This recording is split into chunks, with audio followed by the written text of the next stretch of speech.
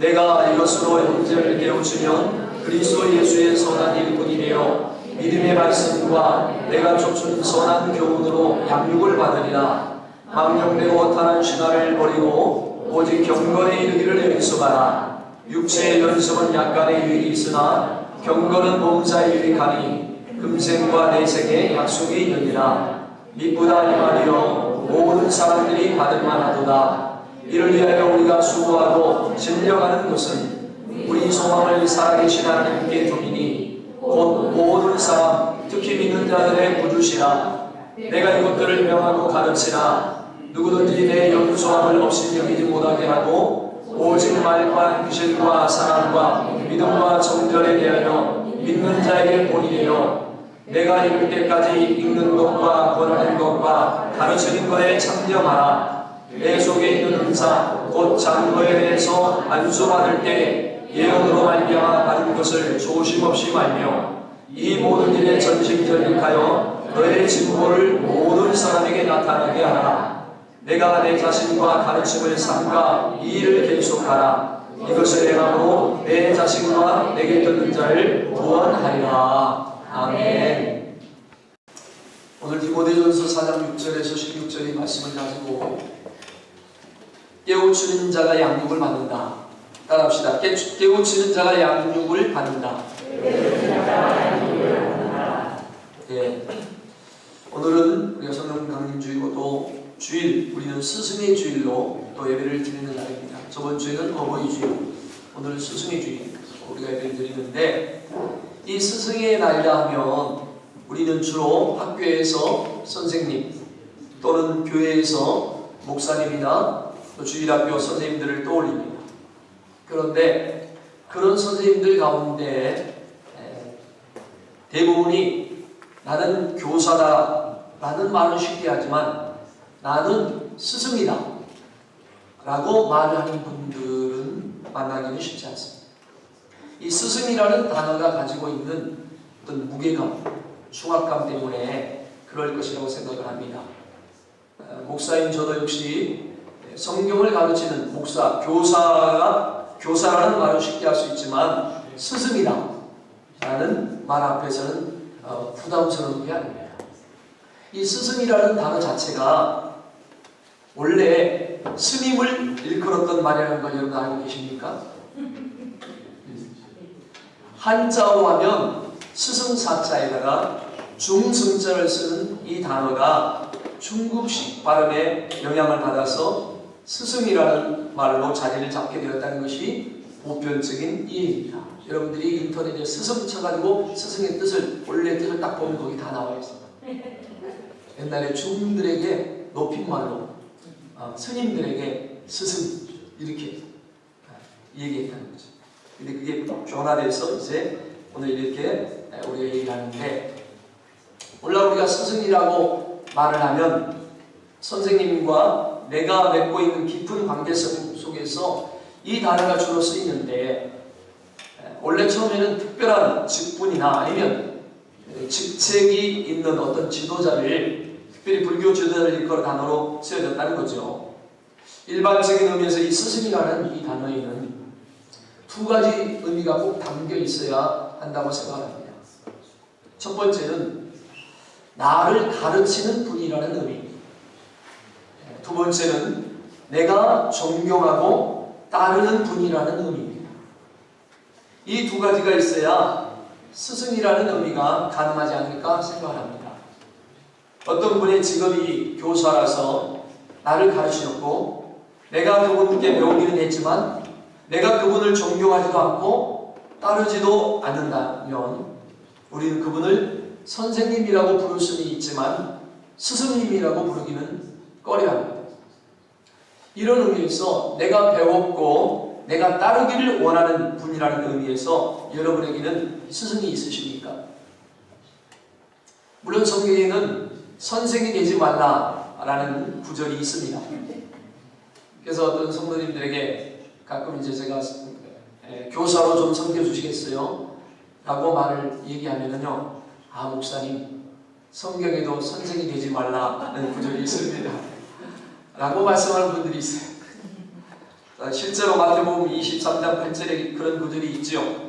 그러나 너희는 랍비라 칭함을 받지 말라. 이 랍비가 선생이라는 뜻이죠. 선생은 하나요. 너희는 다 형제입니다. 자, 오직 우리 예수님 그리고 하나님께만 참된 선생이라는 말이 가능하지 우리는 형제일 뿐이다. 예수님도 말씀을 하셨습니다. 야고보서 3장 1절에도 말합니다. 내 형제들아 너희는 선생된 우리가 더 큰 심판을 받을 줄 알고 선생이 많이 되지 말라. 여러분 야고보가 전하고 있는 이 구절 선생된 우리, 자, 이미 야고보는 자기를 선생이라고 칭하고 있습니다. 그런데 다른 사람들에게 말하기를 많이 선생이 되지 말라라고 말을 합니다. 자, 많은 숫자의 사람이 선생이 될 필요는 없다 라는 이 문자적인 의미일 수도 있지만, 여러분 이 구절은 시도 때도 없이 대상과 장소도 가리지 않고 좀 표현이 이상하지만 여러분 들어보세요. 선생질 하려고 하는 자가 되지 말라.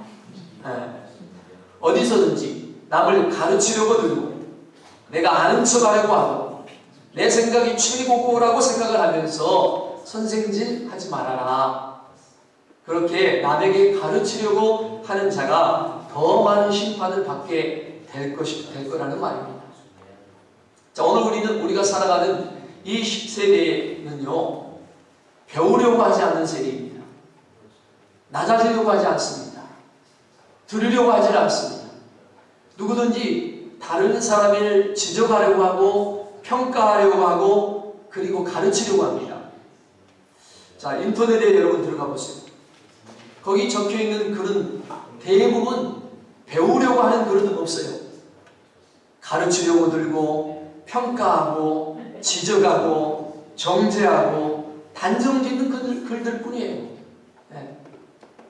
여러분 참다운 그리스도인들은 모든 상황에 무슨 정답을 아는 것처럼 남을 가르치려고 드는 자가 아니라 오히려 정말 내가 부족하기 때문에 어떻게 하면 서로 도움을 주고받으면서 내가 줄 수 있는 것은 무엇이고 받을 수 있는 것은 무엇인가를 서로 생각하면서 함께 성장해 나가려고 형제의 자리에 머무르는 사람, 여러분 그 사람이 진짜 그리스도인이라 할 수도 있습니다. 자, 따라합시다. 우리에게 참된 선생은 한 분밖에 없습니다. 우리는 다 형제입니다. 자, 그렇다고 해서 나도 부족하니 내가 어찌 남을 가르칠 수 있는가 고민하면서 아예 남들을 가르치거나 남들을 도우려고 하지 않고 그저 내 인생이나 잘 살아야지 라고 하는 것은 너무 이기적이고 너무 철저히 자기 중심적인 불순종의 모습이라고 말할 수가 있습니다. 여러분 우리는 선생질 하려는 사람이 되지 말아야 하는 동시에 남의 성장을 도와주려는 그런 사람이 되어야 합니다. 지식을 뽐내고 자랑하는 사람이 되지 말고 다른 사람의 삶을 세워주는 그런 사람이 되어야 합니다. 남이 모르는 것, 말하는 것에서 기쁨을 얻을 것이 아니라 다른 사람의 삶이 건강하게 세워지는 일에 도움을 주는 자가 되어야 됩니다. 그게 성경이 말하는 올바른 성도의 모습입니다. 이 가정의 날, 이 설교를 통해서 각 상황에 적용되는 이 말씀은 다르겠지만 그 모든 성경의 가르침의 원리는 하나라는 겁니다. 이 사실 여러분에게 말씀드립니다. 에베소 5장 21절에 너희는 피차 복종하라. 너희는 피차 복종하라. 따라합시다. 너희는 피차 복종하라. 이 가르침의 원리에 있어서는 여전히 이 구절이 적용되어집니다. 일방적인 가르침이 아니라 절대 아니라 피차 복종하는 거예요. 사도 바울은 갈라디아서 말씀을 통해서 하나님의 말씀을 전하고 듣는 관계에는 지식을 주고받는 관계가 아니라 그것은 삶을 함께하는 관계다 라고 얘기하고 있습니다. 자, 갈라디아서 6장 6절 말씀을 보세요. 가르침을 받은 자는 말씀을 가르치는 자와 모든 좋은 것을 함께하라. 말씀을 가르친다는 것은 성경 지식을 전한다는 것이 아니라는 겁니다. 그것은 하나님의 말씀을 내 삶에 받아들여서 내가 그 말씀대로 살기 힘쓰고 있을 때에 그 이전과 그 이후의 과정 속에서 일어나는 모든 일들을 함께 공유하는 것을 말합니다. 자, 성경의 가르침이라는 것은 지식을 완성한 자가 지식을 가지지 못한 자에게 전달하는 데 있는 것이 아니라 이 말씀을 중심으로 한 삶을 공유하는데 진정한 성경의 가르침과 배움에 의미가 있다는 말입니다. 자, 그래서 교회는 삶을 공유하는 것이지 지식을 공유하는 것이 아닙니다. 지식만 공유하는 것이 아닙니다. 교회는 예수님이 우리의 구세주입니다 라는 믿음의 고백만 공유하는 것이 아니라 그 믿음의 고백 후에 뒤따라오는 우리의 삶을 함께 공유하는 것, 그것이 바로 교회예요. 여러분, 말씀을 가르치는 자가 오직 목사만 있는 게 아닙니다. 주일학교 선생님만 있는 게 아닙니다. 모든 성도들과 더불어서 이 삶을 공유하는 성도들이 되시기를 축복합니다. 교회가 실천할 수 있는 가장 기본적인 이 삶의 공유의 방법이 바로 목장입니다. 목장. 주일날 예배드리고 혼자 집에 돌아가서 나 혼자 씨름하고 나는 왜 믿음이 성장하지 않을까? 그런 외톨이의 삶을 살지 말고 들은 말씀을 가지고 생각하고 고민하고 기도하고 실천해보고 되는 것, 안 되는 것 이런 것들을 함께 나누고 기도로 함께 도와주세요. 어떻게 하면 될까요? 난 이렇게 하니까 참 잘 되더군요. 서로 나누는 자리, 그게 바로 목장입니다. 삶을 나누고 말씀을 나누고 은혜를 나누어서 함께 같이 기도하며 이 삶을 나누면서 가는 것이 목장이에요. 여러분, 믿음의 애토리가 되지 마시기 바랍니다. 또 믿음의 독불장군도 되지 마시기 바랍니다. 함께 어울러서 삶을 공유하는 성도들이 되시길 바랍니다. 그뿐만이 아닙니다. 바울은 이렇게 말씀을 전하는 자에게 교회와 성도들은 특별한 존경, 존중을 해야 된다고 얘기하고 있습니다. 자, 디모데전서 5장 17절 이하에 보면 잘 다스리는 장로들을 존경할 자로 알되 말씀과 가르침에 수고하는 이들에게는 더욱 그리할지니라. 자, 초대교회 구조 안에서 이 교회 성도들을 지도하고 다스리도록 세우는 받은 직분을 여기는 성경에서 장로라고 기록을 합니다. 자, 그런데 여러분, 성경에 보면 번역이 좀 문제가 있다고 생각합니다. 물론 틀린 건 아닙니다. 왜 문제가 있다고 생각하느냐? 오늘날 많은 사람들이 장로라고 말을 하면 성도들이 투표해서 뽑힌 선출직으로서 어떤 지도자라는 직분을 일컫는 말로 사용을 합니다. 그리고 원래 유대적인 배경 속에서 이 사도행전의 이야기들이 유럽과 미국 사람들을 거쳐서 성경이 번역되어지고 해석되어지고 다시 우리에게 전달되어져서 우리에게 이것이 마치 조직의 제도인 것처럼 그렇게 이해되어지는 경우가 많이 있습니다. 그러나 여러분, 저는 오늘 이 단어를 우리 문화 속에서 그리고 유대 문화 속에서 가장 잘 이해할 수 있도록 번역하는 길은 이 말이 아닐까 생각을 해봅니다. 자, 원래 영어로도 엘더라고 합니다. 엘더. 어른들이죠, 어른들. 이런 사람들에 대해서 오늘 바울이 뭐라고 합니까? 잘 다스리는 장로들, 너희들의 삶을 이끌어주고 지도하는 장로님들, 어른들을 배나 존경할 자로 알아야 된다. 그런데 그 중에 특별히 말씀과 가르침에 수고하는 이들, 성경의 용어로 하면 목사와 교사들은 더욱 그리할 것입니다. 따라합시다. 배나 존경할 자, 더욱 그리할 자. 그러니 여러분, 배나 존경해야 되는데 거기에 더욱 그리해야 하니까 배나 존경하는데 더욱 그리해. 이건 바로 더블이에요. 더블. 교회 안에 여러분 지도자들은 존경받아야 됩니다. 우리 성도들은 이 성경의 말씀이 하나님의 뜻이라는 것을 믿으신다면 여러분 이 말씀에 순종해야 됩니다. 따라합시다. 교회 지도자들에게 순종합시다. 그들을 배나 존경합시다. 그럼 말씀을 가르치고 수고하는 일은 어떻게 존경해야 되죠? 배의 배를 존경해야 됩니다. 성경 말씀드렸습니다. 배나 더 존경해야 됩니다. 자, 목사와 교사를 배의 배로 존경하는 것이 성경의 가르침에 순종하는 올바른 모습이라는 거예요. 자, 그런데 여러분 이렇게 말씀을 가르치는 직분을 가지고 있느냐 없느냐 이것만이 아니라 우리가 원하든 원치 않든 의식을 하든 못하든 우리의 일생은 누군가의 영향을 받으면서 여기까지 왔습니다. 그리고 살아오는 동안에 우리는 의도적이든 의도적이지 않든 누군가에게 영향을 주면서 또한 살아왔을 것입니다. 자, 사람이라는 것은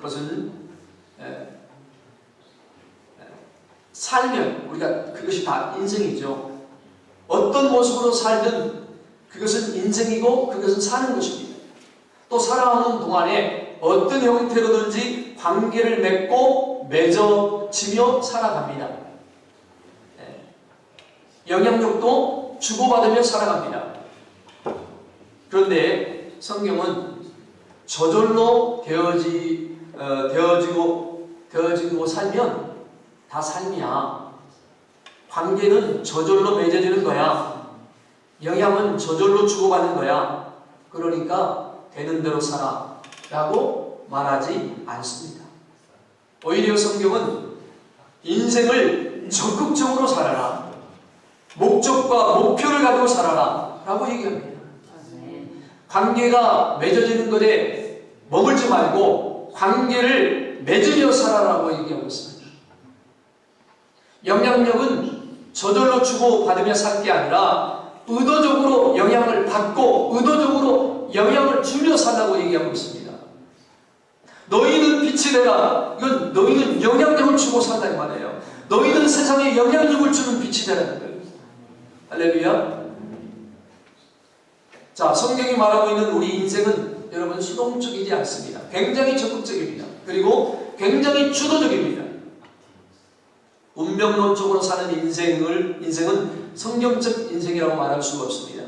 되는 대로 사는 인생은 성경의 인정을 받을 수가 없습니다. 성경은 오히려 너의 선택, 너의 책임 안에서 의도적으로 목적을 향해서 살아가라고 얘기를 하고 있습니다. 자, 6절에서 바울은 그동안에 자신의 삶에 근거하여서 진실한 지도자 입장, 멘토의 입장에서 디모데에게 얘기를 합니다. 자, 6절에 내가 이것으로 형제를 깨우치면 그리스도 예수의 선한 일꾼이 되어 믿음의 말씀과 내가 쫓는 선한 교훈으로 양육을 받으리라. 따라합시다. 깨우치면 받으리라. 깨우치면 받으리라. 다시 한번 깨우치면 받으리라. 깨우치면 받으리라. 자, 여러분 누군가가 누구를 깨우치죠. 그러면 누가 양육을 받죠? 깨우침을 받는 사람이 양육을 받는 것이 정상이죠. 그런데 오늘 6절의 말씀을 여러분 읽어보세요. 깨우치는 자와 양육을 받는 자는 똑같은 사람이에요, 여러분. 흔히 내가 너를 깨우치면 네가 양육을 받게 될 거다. 이렇게 말을 해야 정상입니다. 그런데 바울은 디모데에게 뭐라고 말을 했느냐? 네가 하나님의 말씀으로 사람들을 깨우치게 되면 그들이 양육받는 것 이전에 너 스스로가 먼저 양육을 받게 될 거다. 다른 말로 말하면 네가 남을 깨우치면 남이 성장하기 이전에 네가 성장하게 될 거다. 이 말씀이에요. 지금. 양육을 받기 원하고 성장하기를 원하면 우리가 배워야 합니다. 네, 이렇게 말해야 되는데 오늘 성경은 양육받기 원하고 성장하기 원하면 뭘 해라? 가르쳐라, 깨우쳐라, 이 말이에요 지금. 네.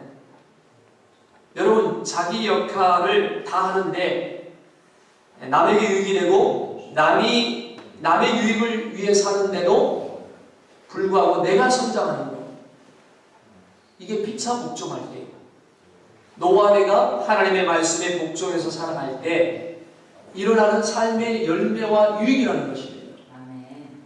자, 기독교에서 배움 또는 훈련 또는 성장의 책임은 뭐냐? 뒤따르는 자, 배우는 자, 가르침을 받는 자, 지도를 받는 자에게만 요구되어지지는 않습니다.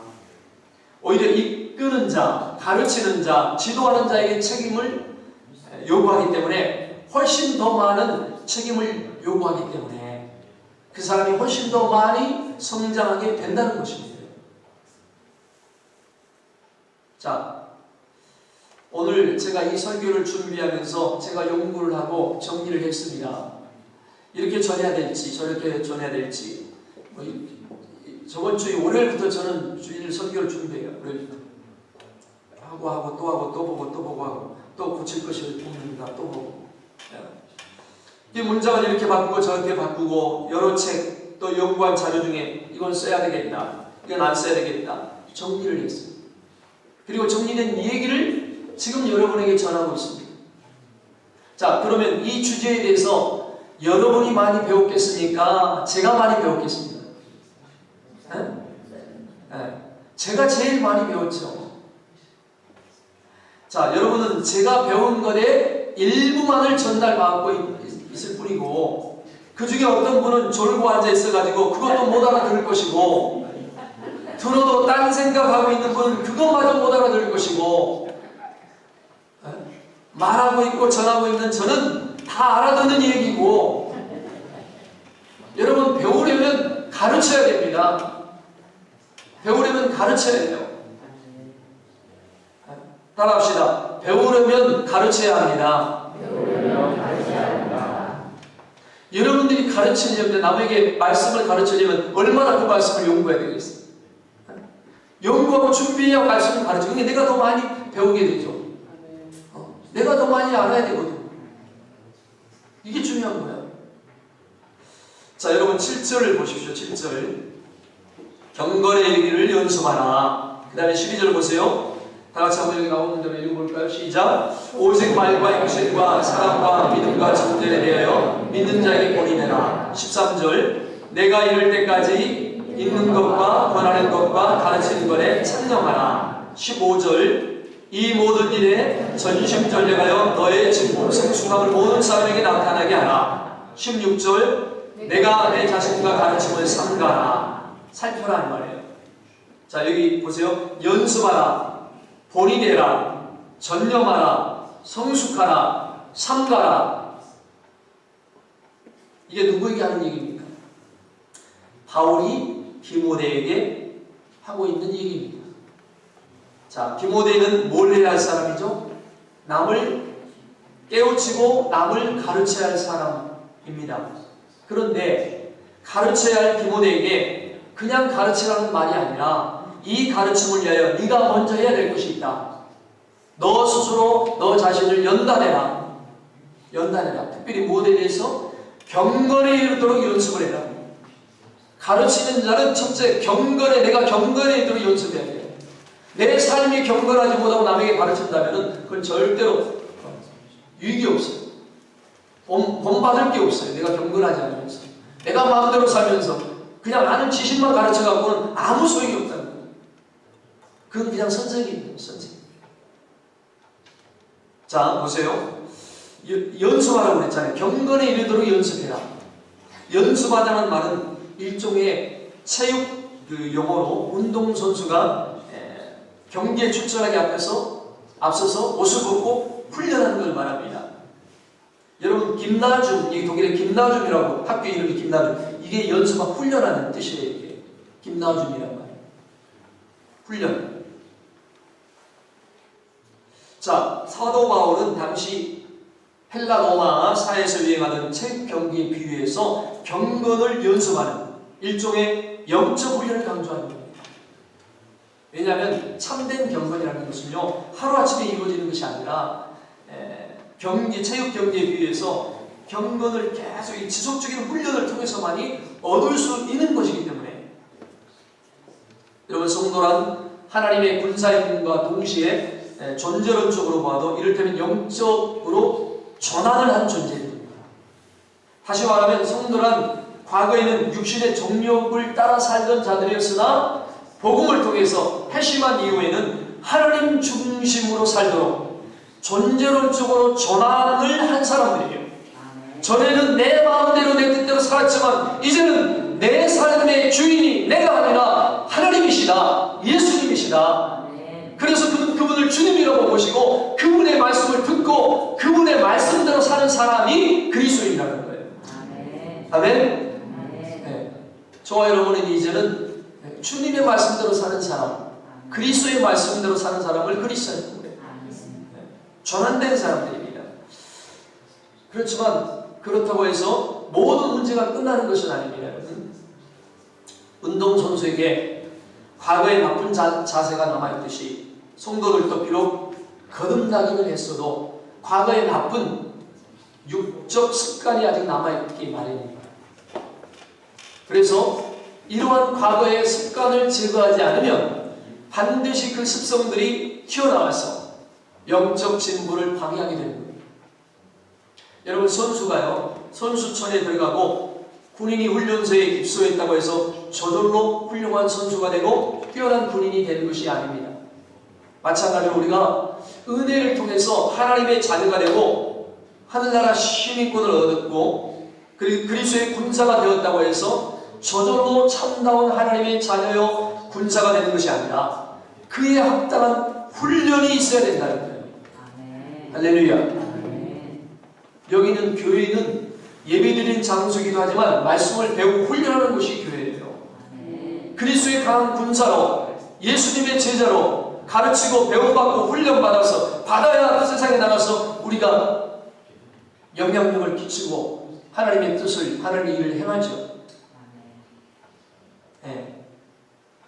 여러분, 피트니스 센터에서 지금 훈련이 아니라 저기 몸을 이렇게 가서 지금 날마다 운동하는 우리 형제들 또 자매들이 있죠.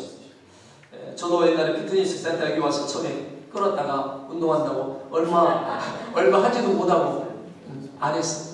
그대로 우리 집사람한테 또 한번 끊어주라니까 안 끊어주더래.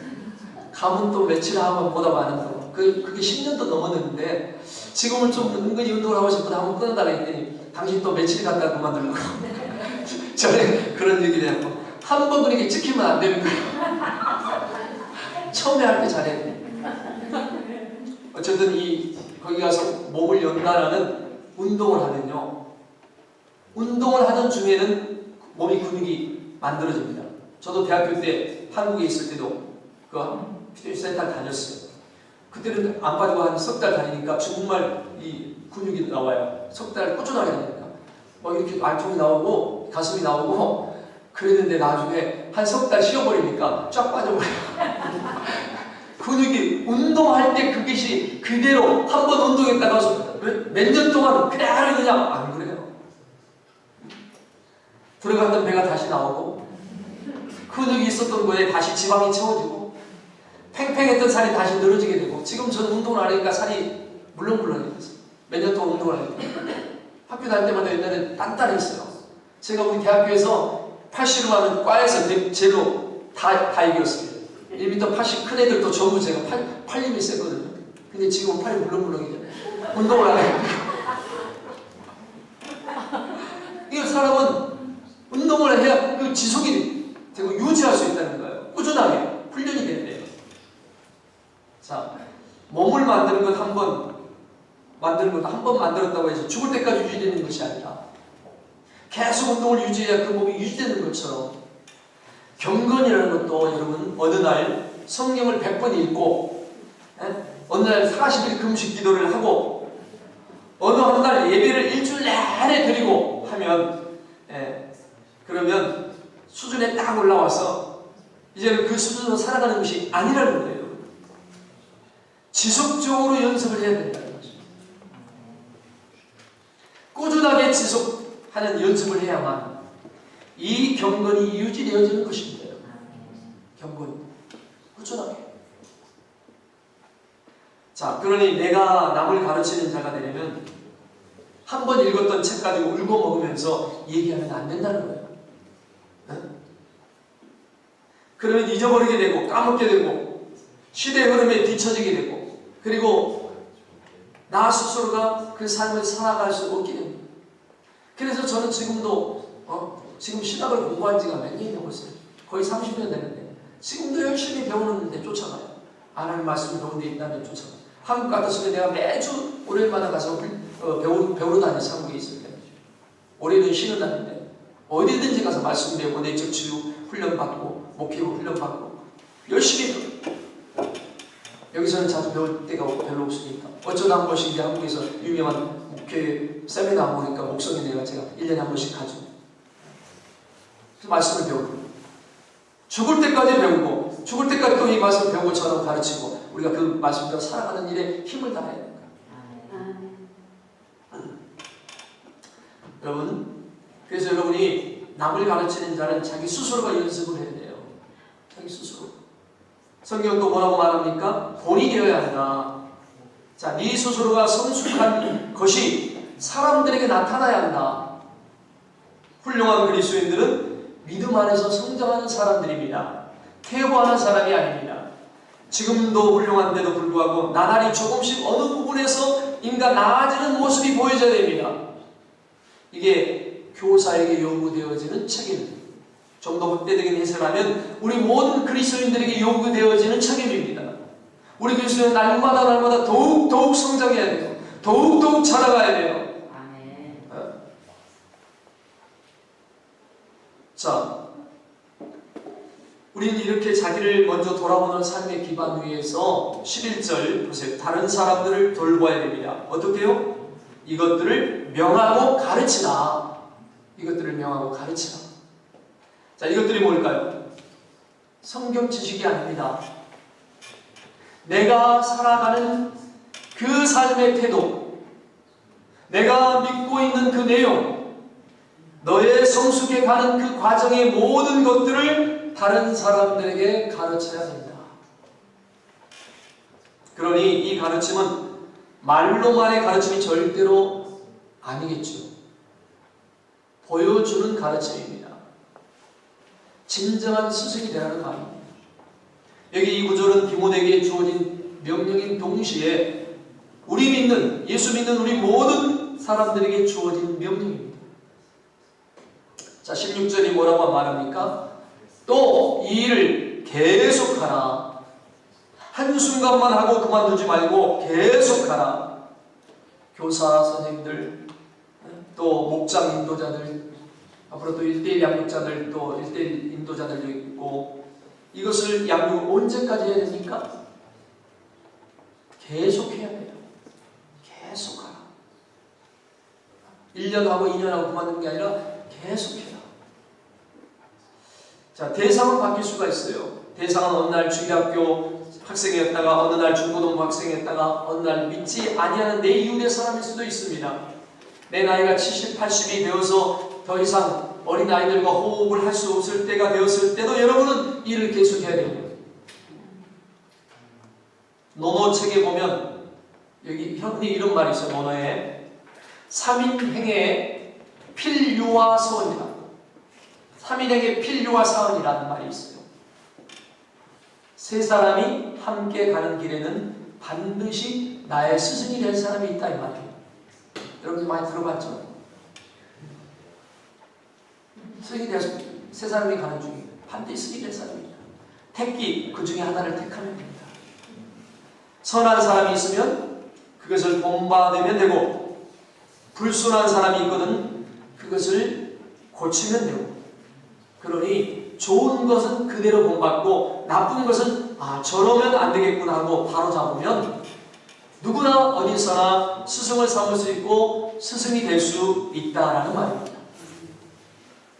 세상의 지식을 가진 사람들도 서로가 서로에게 배우고 항상 배우는 자세를 가져야 된다고 얘기를 했는데 여러분 심지어 성경에서 가르쳐라 배워라 함께해라, 서로 섬겨라, 서로 사랑해라, 피차 복종해라 라고 말하고 있는 이 말씀, 여러분 우리가 더 새겨들어야 되지 않겠습니까?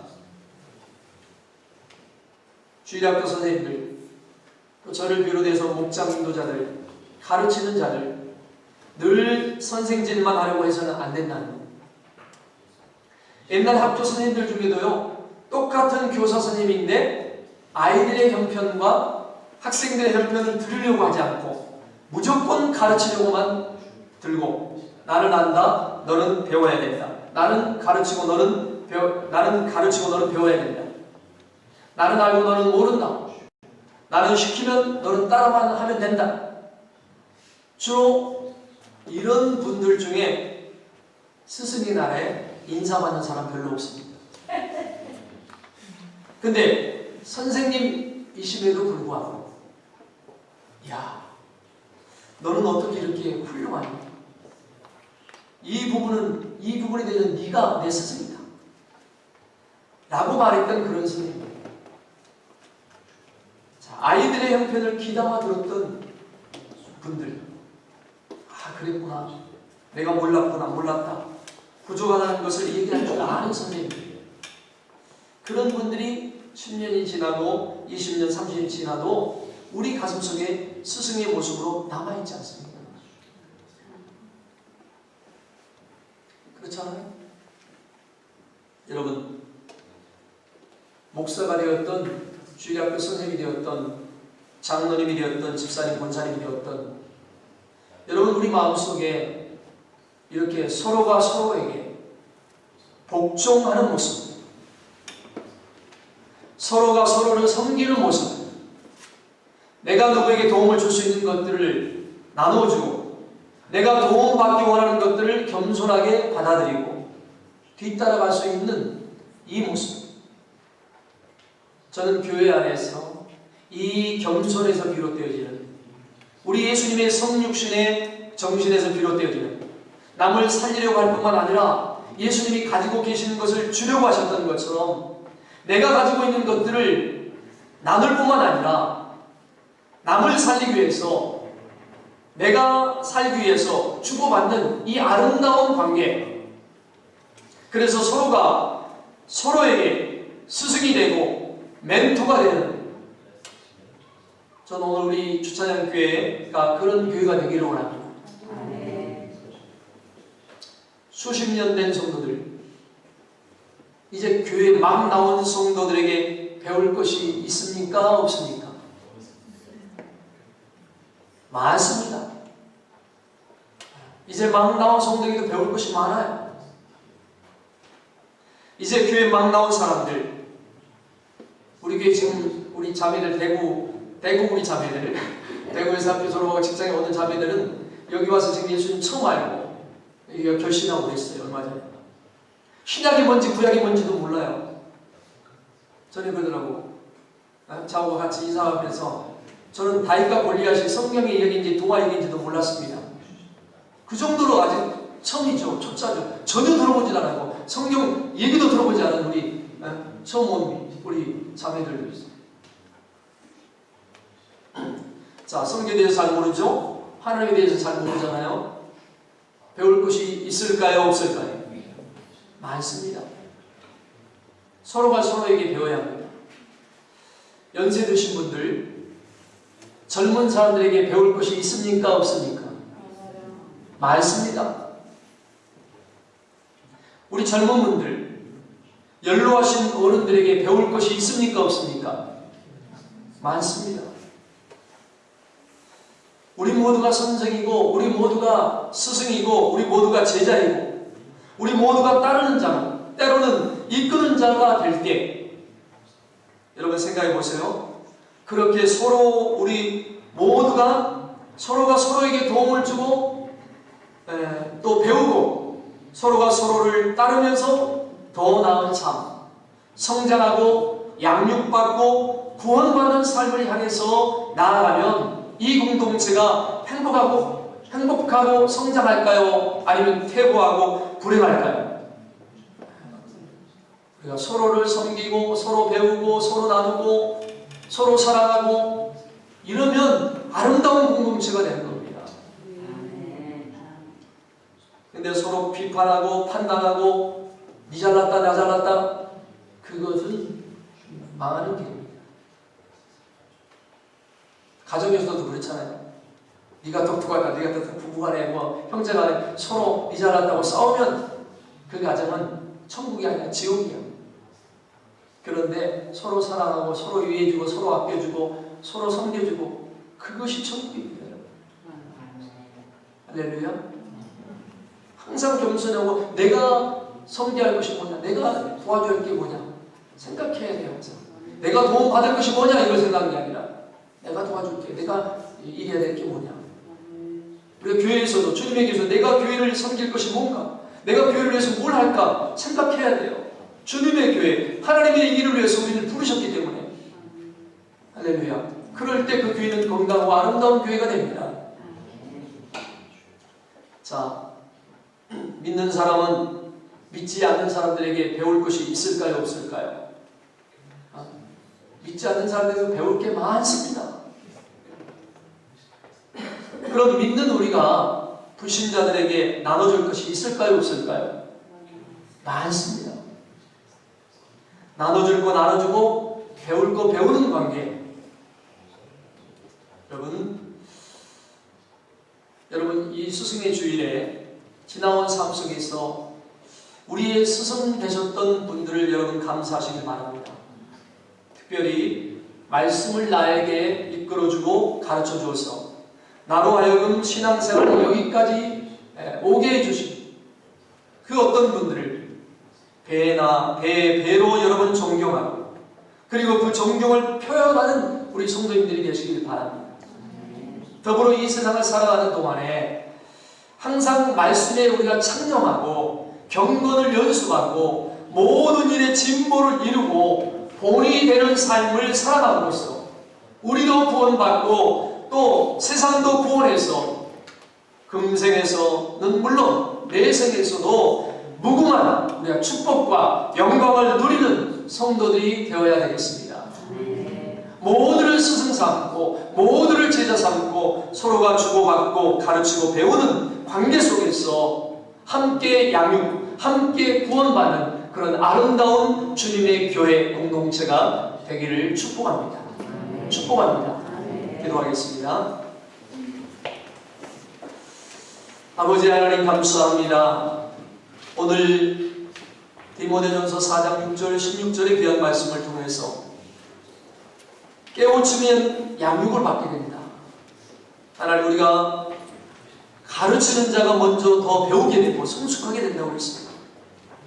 하나님 아버지 이 진리를 이 말씀을 듣고 깨닫게 하시고 아버지 우리의 신앙이 우리의 삶이 성숙하고 성장하게 하시고 그래서 더욱더 아름다운 인격으로 아름다운 삶이 되어서 이 세상에 영향력을 주고 빛을 발하고 아름다운 열매 맺는 우리 모두가 되게 하여 주시옵소서.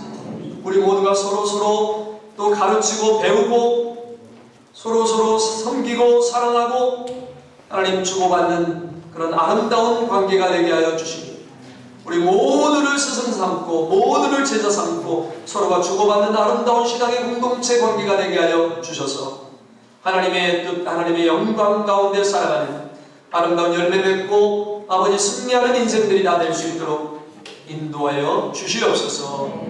예수님의 이름으로 감사드리옵나이다. 아멘.